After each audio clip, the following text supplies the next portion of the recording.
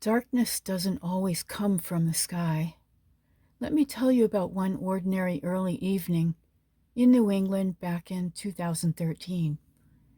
I stood at the back door, letting the cat in, a beautiful tabby with a cream-colored muzzle. I was admiring the winter sunset. You know, that soft pink and orange glow painting the sky. But then a strange light euphoria washed over me, like a little Twilight Zone moment. I smiled to myself, feeling quietly happy about the sight and the feeling. And so as the cat slipped inside and I closed the door, everything shifted. A foreboding feeling hit me, like a darkening, unsteady force. The room started to feel off. My heart began pounding harder. I thought I was going to fall, so I hurried back to my study chair. Then the strangest things started happening. I wanted to call for help, but when I reached for the cell phone, my arms wouldn't lift. I tried to speak, but my tongue felt thick, like it was made of molasses. A foreign friend who was staying with me walked into the room. She took one look at me and gasped, "Oh no." She was terrified. She wanted to call 911, but she couldn't speak English. I tried getting my phone. I tried to text my then boyfriend, but the words for the text came out completely garbled. So then he called, and all I could manage to say was, "Can't speak, maybe stroke." So he rushed over, scooped me up over his shoulder, and drove me straight to the nearby hospital. The whole way there, one fear looped in my mind. What if I could never speak again? And what if that meant our relationship would be over? Looking back, that part strikes me as odd. I wasn't even thinking about myself or my own future, just the relationship. In the hospital, my father called to check on me. He said something he'd never said before in quite that way. "Barb, you really need to take care of yourself." I brushed it off at the time. I figured the stroke was just a fluke, one of those things that just happens, like the roll of the dice. I mean, I wasn't doing anything terribly dangerous. I wasn't drinking. I wasn't smoking. I wasn't obese or anything like that. But the doctor was direct. My blood pressure was dangerously high, and my bad cholesterol was way too high as well. He put me on pills right away and told me to cut back on salt, fried foods, cookies, chips, chocolate, all the junk I'd been living on. I wasn't happy about any of it.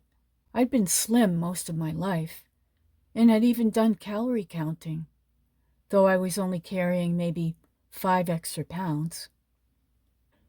So I took the pills, but I kept eating pretty much what I wanted, just in smaller portions.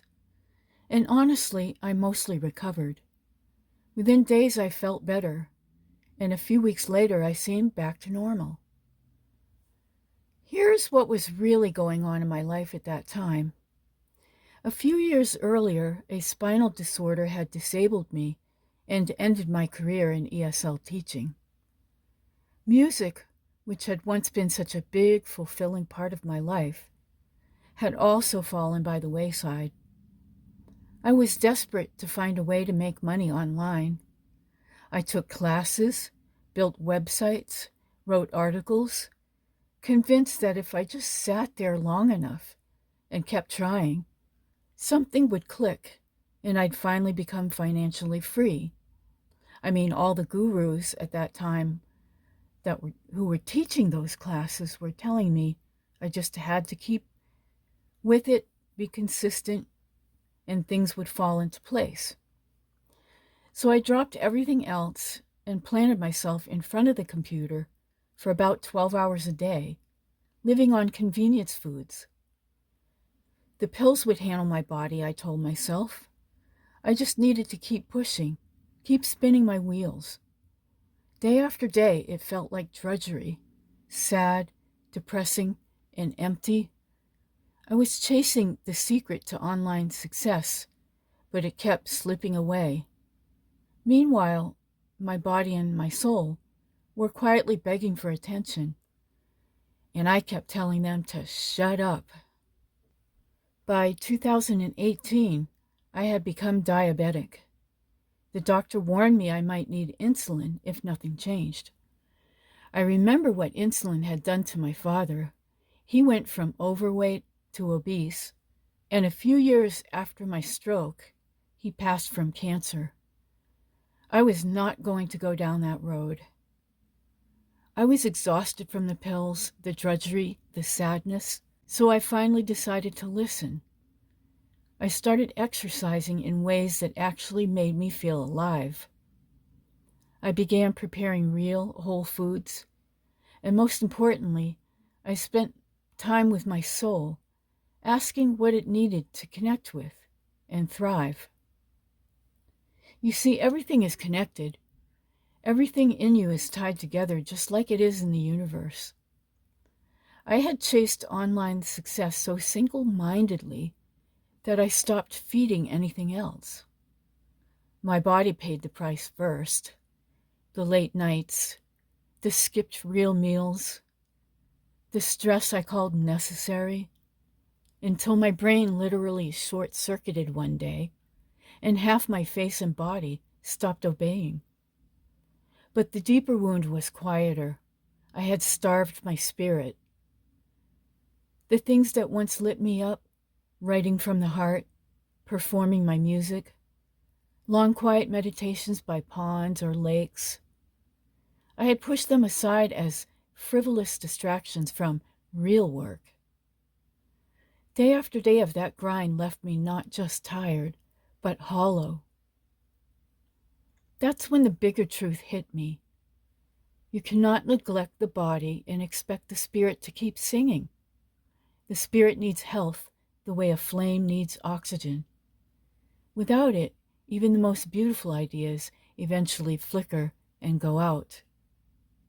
And yet, I also kept thinking about Viktor Frankl, who wrote Man's Search for Meaning after starving in concentration camps for 3 years, surrounded by unimaginable horror. His body was broken, his future erased, and still his spirit refused to die. He showed that sometimes the spirit can drag even a broken body forward and choose meaning anyway. I don't know that there's one simple answer. Both truths feel real at the same time. All I know for sure is that I ignored both my body and my spirit for too long, and the cost was far higher than any algorithm or income goal could ever justify. After that stroke, lying there in that hospital bed, one thought hit me harder than the physical symptoms.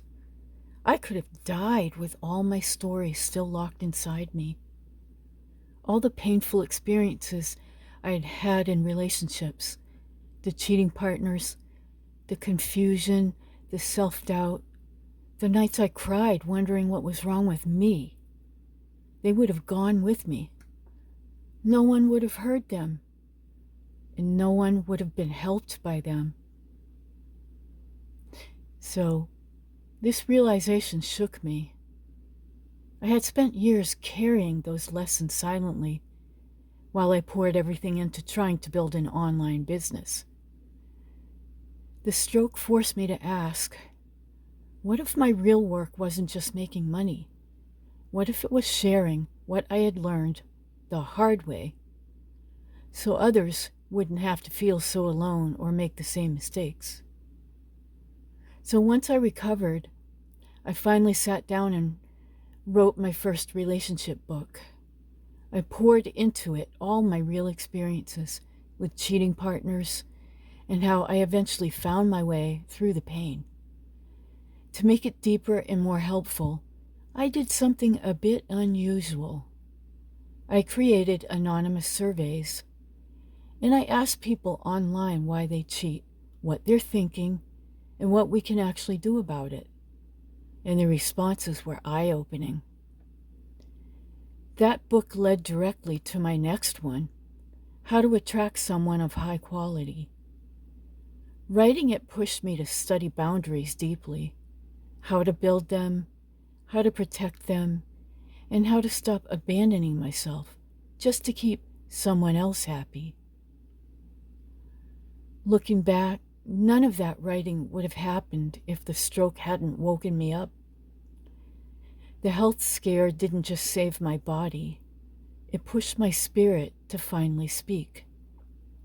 It showed me that neglecting my health wasn't only hurting me physically, it was also silencing the very experiences that could help others heal and make better choices in their relationships. So here's the lesson I took from all of this. Bad things can happen, sometimes suddenly, sometimes slowly, when you don't make time for your body and your soul. Here's what I want to say to those of you listening who have young children, a spouse who needs you, and a job that already feels like it takes every waking hour. I see you. I know how exhausting that season can be. The guilt, the constant pull in every direction, the voice that says, I'll take care of myself when things slow down. The truth is, you don't need hours of free time to start protecting your body and soul. You start with tiny, realistic pockets, and by asking for help or lowering the bar on perfection. Many parents in this exact situation have found small shifts that make a big difference. Wake up 15 to 20 minutes earlier a few days a week just for you, a quiet cup of coffee, a short walk, or simple stretches while the house is still sleeping. Or maybe trade small blocks of time with your partner or a trusted friend or family member. They watch the kids for 30 minutes so you can move your body or do something that feeds your spirit. Then you return the favor. Involve older kids in simple chores or meal prep so everyone shares the load instead of it all landing on you. Protect micro moments during the day, a 5-minute breathing break in the car, listening to music that lifts you while you're doing the dishes, or eating one real meal without multitasking. Most importantly, practice saying a gentle no to extra commitments that aren't essential right now. You're not abandoning your family by doing this. You're showing up as a healthier, more present version of yourself. When your cup starts to refill, everyone around you benefits. The alternative, waiting until your body or spirit forces the issue, like mine did, is far more disruptive to the people you love. We don't get to live forever on this earth. Our time here is limited. We need to feed both our spirit and our body. So the real question is, are we using our time wisely to feed both? For those of you with a full schedule and family obligations, please think about this question. In my current packed schedule with work, kids, and family responsibilities, where is one small pocket of time I could realistically protect this week, even 10 or 20 minutes, to do something that nourishes my body or soul? And how might showing up a little more fulfilled actually help the people I love? And for everyone listening, think about this question. If I keep pouring every hour into chasing money and success while ignoring the quiet signals from my body and my spirit, the fatigue, the emptiness, the things I used to love, what might I actually lose in the long run that no amount of income could ever replace? That's it for episode 1. This has been Barb from Self Help FAQ. Thank you for listening. If this story stayed with you, I'd love to hear your thoughts in the comments. Take good care of yourself, and I'll talk to you in the next episode.